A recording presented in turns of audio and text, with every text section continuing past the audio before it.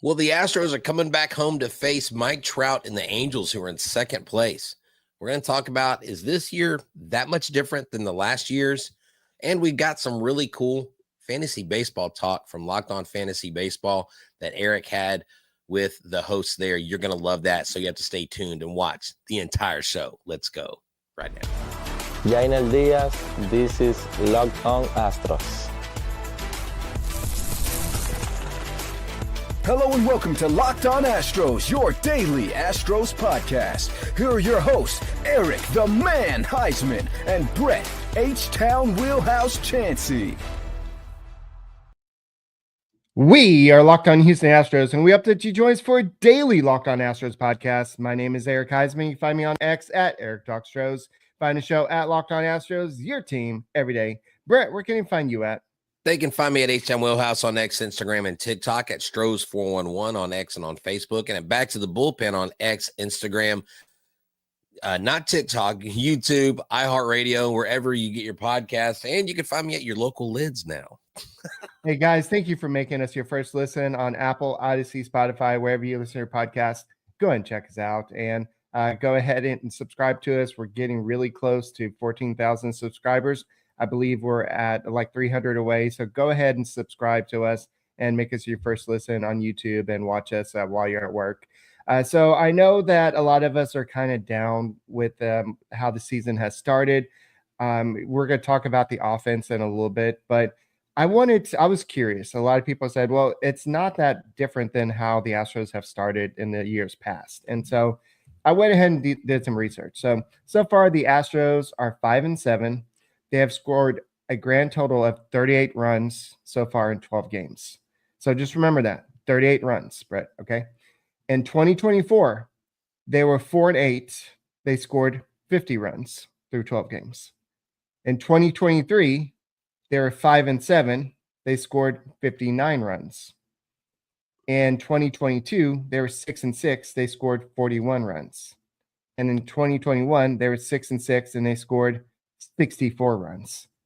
So something doesn't belong. What are you saying, Eric? Are you saying we haven't scored a ton of runs? Are you trying to say that the lack of run production may be the reason why we have a 5 in the win column and not a 8 or a 9 or a 10? Yeah, something like that. I mean, if you look at the home runs for this year, the Astros are 28th with 7 home runs. Okay, well, I can understand that. But if you look at where they are in terms of slugging percentage, they are in dead last place with a 291 slugging percentage. Above them is the Pirates with the 301, then the White Sox with the 305. And if you're thinking about on base OPS, on base plus slugging, well, the White Sox, thankfully, have a lower one at 578, but not by much. The Astros at 584. So they are 29th. They have the 29th worst on base plus slugging. There's just a lot of things. I could look at batting average. Batting average is not everything. But if you look at the Astros batting average, they are 24th. So they're not the worst. They have a 208 batting average. The worst team is the Pirates with a 198 batting average. So they have that. But one thing that stands out to me, Brett, is the fact that they've always been at the bottom of the league in terms of strikeouts by the hitters. They're in the middle of the pack right now. And they have already, through 12 games, Brett, keep in mind, through 12 games, they're sitting at 12th place with 115 strikeouts. That is good for 12th place. The fewest team, the one with the fewest strikeouts is the Mets with 81. And then the one with the most is the Red Sox with 136. So this is where the Astros have not been before. Yes, they may have some more patient hitters, but they're sure striking out a lot more. They're striking out a ton more, Eric. Let's not sugarcoat this for the audience, but of course, the standard deviation is higher. What was that? The standard deviation is higher. Exactly, that's true. Well, look. Here's the deal: you lost Bregman and Tucker, who are hitting out of their minds. You gained Walker and Paredes, who you have more of a home run threat, but the strikeout total was bound to go up. You have a rookie in Cam Smith who dare I say still should have started in the minor leagues. I don't think he should have started on the big league roster opening day. And that's not because I don't think he's talented and I don't think he's going to be a superstar. But on this team, after the 12-game sample size that we have, it is not a supporting cast that a rookie is going to thrive in.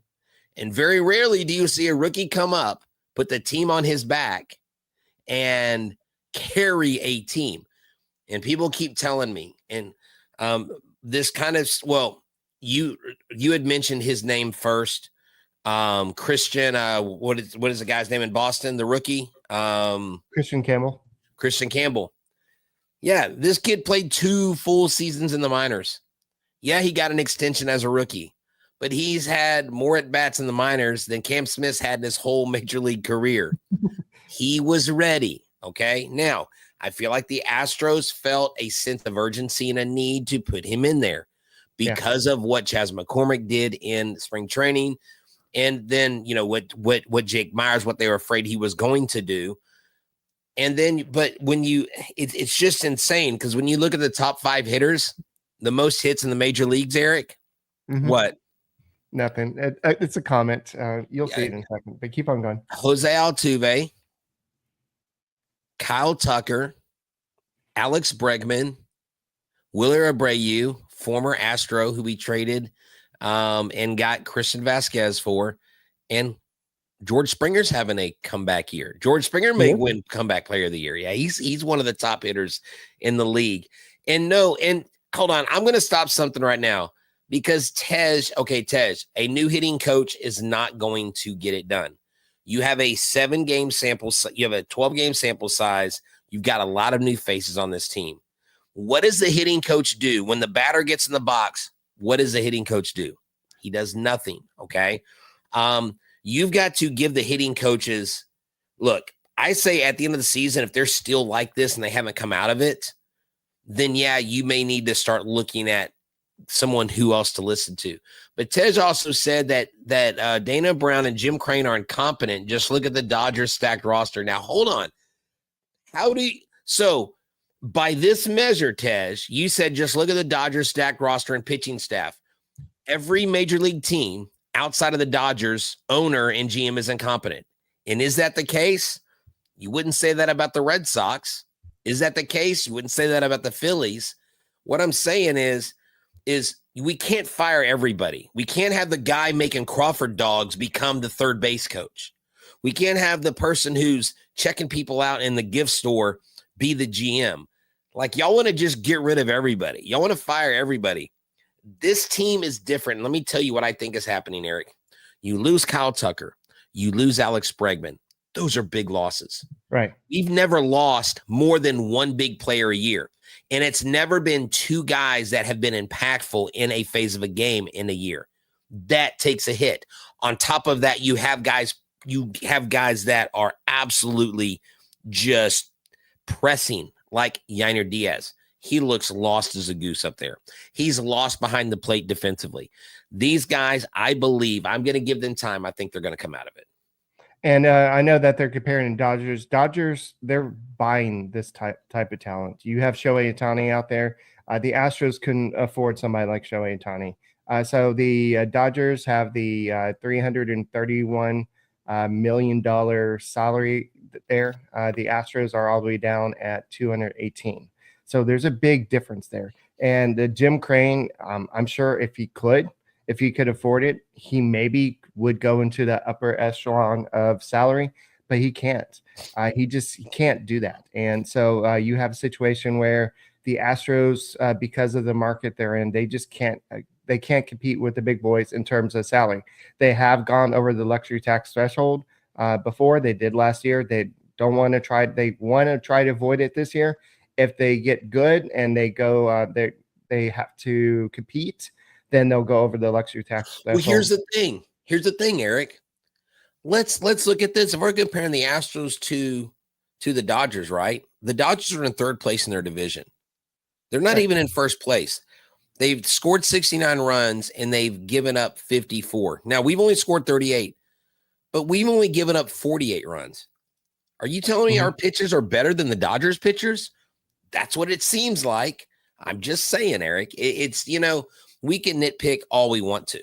But at the end of the day, this team, they've got to go out there and they've got to execute. I don't care who your hitting coach is. You're not going to fire Josh Miller and get better. You're not going to fire Snicker. You're not going to fire Cintron. And I know I talked about it a little bit here and there, but doing something like that drastic, is not going to all of a sudden the guys are like, oh man, good thing that guy's off the team. Now I can start hitting. He's, that hitting coach really drugged me down. All of a sudden everybody's hitting 500. That's not going to happen, people. Let's be real about it. Hey guys, thank you for making Locked On Astros podcast your first listen every day. Hey, everybody, get the supplies you need from the site that is made for skilled tradesmen at Supply House. Whether you're plumbing, HVAC, or electrical work, certified Supply House is the reliable way to order products online. They're easy to use. Website is packed full of helpful resources. And look, my father, who's a semi-retired because he's still working, master electrician, has checked this out, and he is blown away by their inventory. Over 200,000 parts from 400 plus top brands. You'll find exactly what you need delivered fast from coast to coast. If you need help with an order, Supply House offers expert support and industry-leading service, so you'll always talk to a real person. And for trade pros looking for that extra edge, their free Trade Master program offers exclusive perks like a dedicated phone line, free shipping, and discounts on every order. Thousands of skilled professionals are already taking advantage. Now it's your turn. Join the Trade Master program today at supplyhouse.com/TM and start ordering plumbing, HVAC, and electrical supplies with just a few clicks. Plus, use the promo code SH5 for 5% off your first order. That's supplyhouse.com. Hey guys, thank you for making Locked On Astros podcast your first listen every day. Whether it's on YouTube, go ahead and subscribe to us, make us first listen. Apple, Odyssey, Spotify, wherever you listen to podcasts, go ahead and check us out. So we're kind of been going all around. I know the Astros are coming home. The Astros have not played well at home so far this year. Their record is not great. I believe it's 2-4 at home this year. So last year it wasn't great at home as well too, but maybe things can turn around. That's why I put home sweet home. But we know that last year it wasn't that great as well. So they need to figure out some things. But the offense has not been going good. But there are some things that to be positive of so far. Jake Myers, I know it's a small sample size. You can't be like, oh, well, Jake Myers is going to be the guy for the Houston Astros.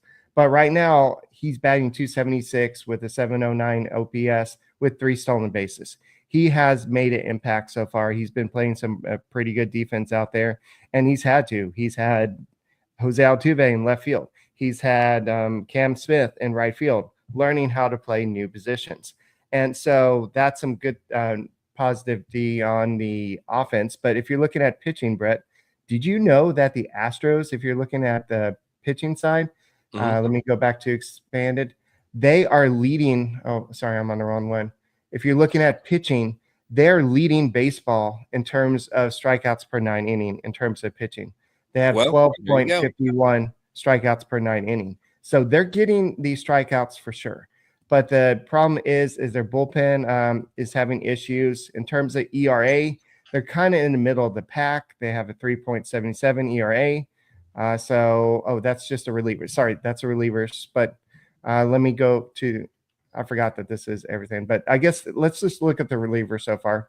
So the relievers is middle of the pack, 3.77. They're 2-2 in 12 games. So their relievers are striking out that many batters. So the relievers they have some zip. So while you talk, I'm going to go and look up what the starters are doing.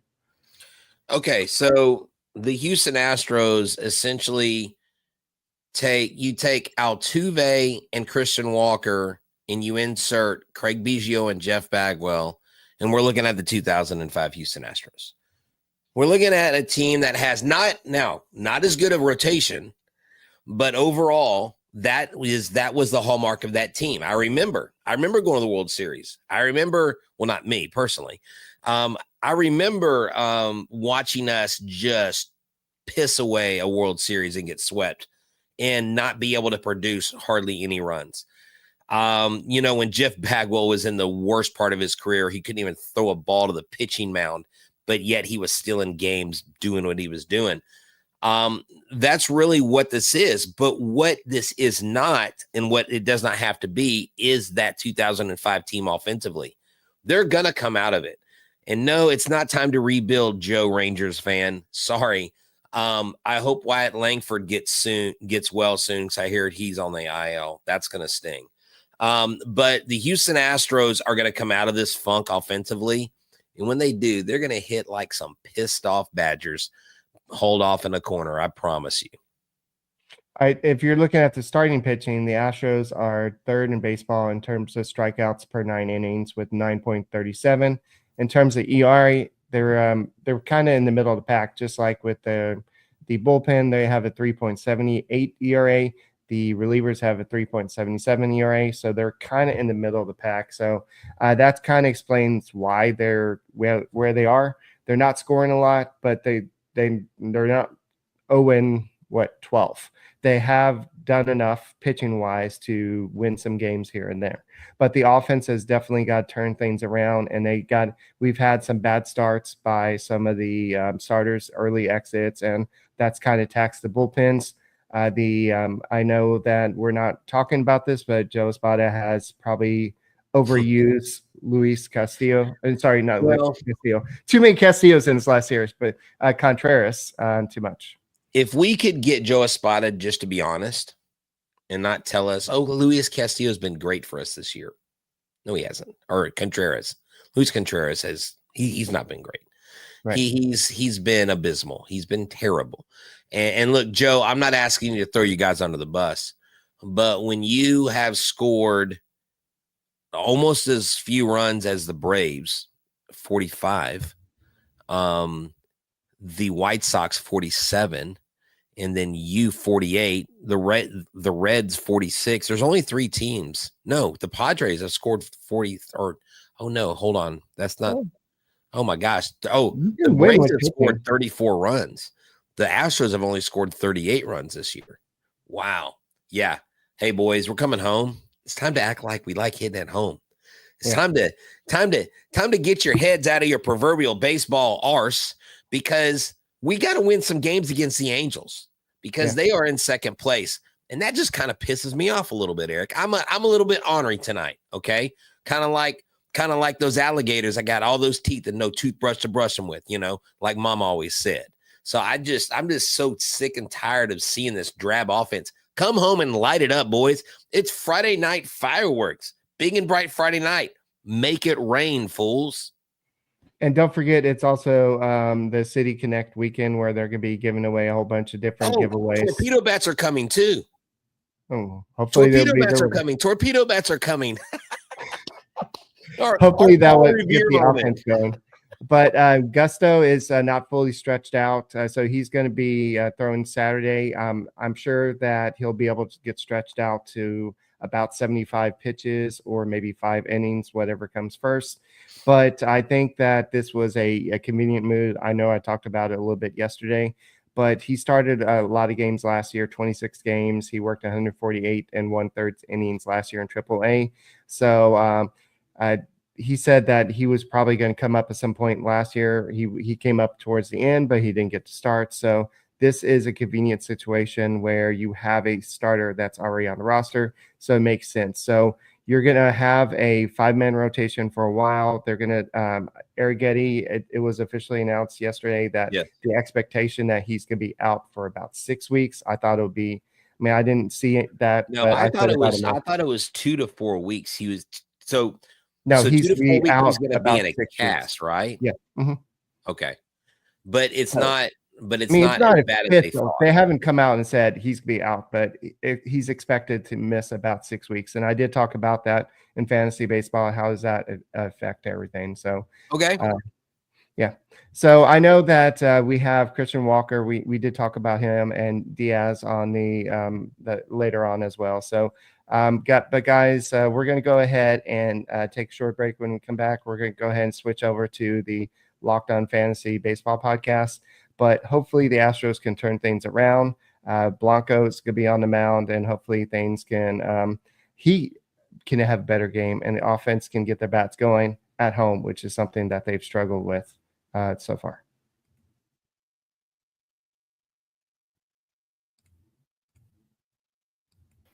All right, we are back with the Locked On Astros podcast. Thank you for making Locked On Astros podcast your first listen every day. Whether it's on YouTube, go ahead and subscribe to us. Go and make us first listen. Apple, Odyssey, Spotify, wherever you listen to podcasts, go and check us out. And I know you've heard me talk about it on recent episodes about the Locked On Astros podcast, but Dominic Martino from the Locked On Fantasy Baseball podcast joins us to talk Astros baseball and fantasy sports. And right now, I know Astros is not they're not a hot team right now, but go ahead, Dominic, tell us about your podcast, and then we'll go and talk Astros.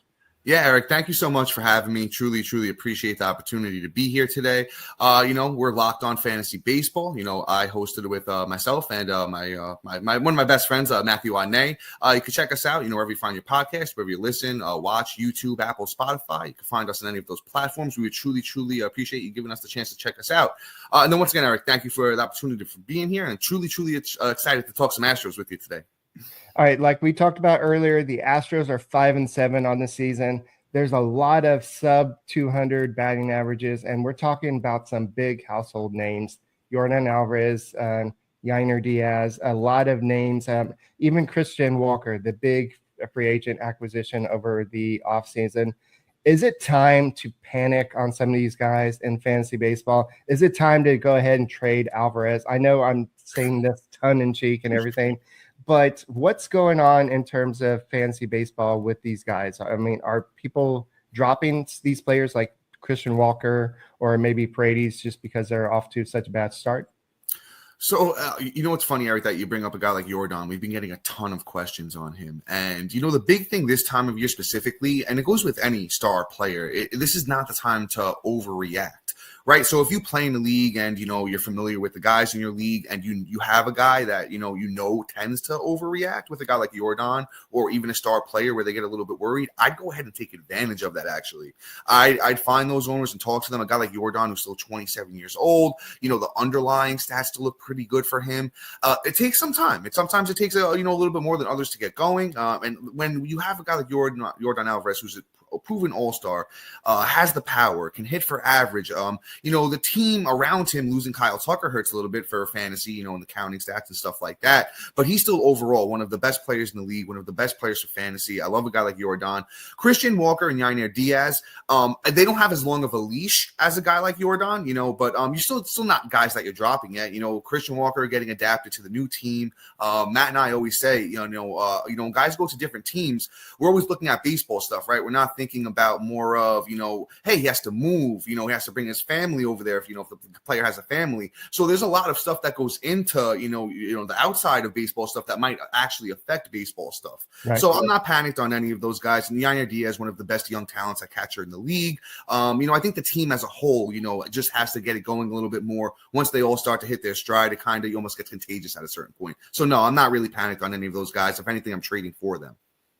Yeah, I definitely agree. This is a situation where you've seen some of the star players get dropped and then they turn into stars and you're like, man, I should have kept those guys. But I got to go on that years and years ago. And Chris Davis hit all those home runs with the Orioles. He started off a little bit slow that year. I think he had like 54 home runs that year. I had him on my team and I dropped him because I see that's the thing. You learn with the experience, and then you learn not to make those mistakes again. Yeah, that's I guess that goes with the experience of fantasy baseball. To be patient with certain players. I mean, certain players that you take a flyer on, it's okay to kind of cut bait. But with somebody like Alvarez, I believe that he was in the top 20 or top 10 in fantasy baseball. You're not going to drop him. Yainer Diaz, I'm sure a lot of people wasted maybe a top 20. Like a 20, not top 20, but maybe either definitely 15. A catcher one for sure. He was going inside, I think, the top 5 catchers in most leagues. Yeah, for sure. Okay. Yeah, and that's why he's definitely another guy that I think once he gets it going, he's even if you could trade for him right now, because these guys I think you can get for a pretty good price. So go out there, acquire all of them: Diaz, Walker, Alvarez, buying on all of them. Okay, so Cam Smith, this is a guy that a lot of people have been talking about, and I know that the future is bright for him. He's gotten off to a bad start. I know that he's been working on some stuff, but in terms of fantasy baseball, what does the future hold for Cam Smith? So I really do like Cam Smith. I know it's been a little bit of a struggle so far, striking out a little bit too much with the 10 strikeouts to 2 walks. But we want to be a little bit patient, right? If you play in a shallower league, right? If you play in like a 10-man league where the rosters, aren't really that big and there's not as many players rostered overall, a guy like Cam Smith might be droppable at this point. But if you're talking like a deep 12-man league where you got a bench, and you got corner infielders and stuff like that, I might want to hold on Cam Smith and just kind of see where, it goes with him, because as you mentioned, a higher end prospect, performed very, very well in the minors last year, hit 313 across the 32 games, 7 home runs, stole a couple of bags. So he has potential to be, a very good player in this league. And, with that team has opportunity right now for guys to really just show up and say, hey, listen, make their mark. And I think Cam Smith is somebody that we could see do it. Like I said, in shallower leagues, I'm probably not going to be as patient with a guy like Cam Smith. But, in those deeper leagues, I want to hold on to see where it goes. And he's got that baseball frame, 6'3", 224. I think the future's bright. But once again, fantasy baseball is different than, regular baseball in the sense of you might not want to hold for too long, because then you might miss out on, somebody else who is, performing and could be having a breakout season.